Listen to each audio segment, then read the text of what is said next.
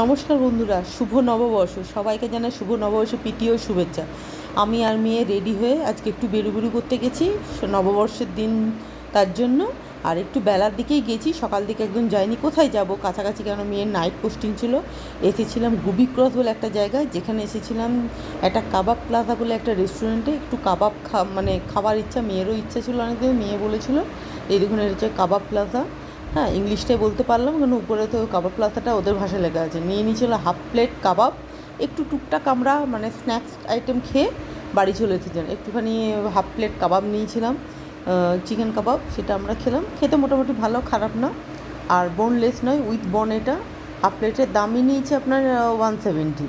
এটা আমরা খেলাম, 5 পিস দিয়েছিল। আর একটু সাথে দিয়েছিল পেঁয়াজ, আর একটু দিয়েছিল লেবু। তো লেবুর রস দিয়ে আর পেঁয়াজ দিয়ে এটা খাওয়া। আর অ্যাম্বিয়েন্সটা সুন্দর, বেশ লাইটিং করা, নানারকম লাইট।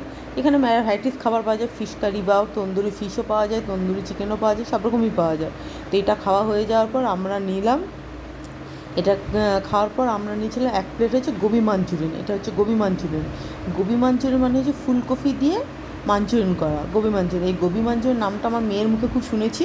আমরা এটা খেয়ে দিয়ে চলে এলাম সোজা বাড়ি।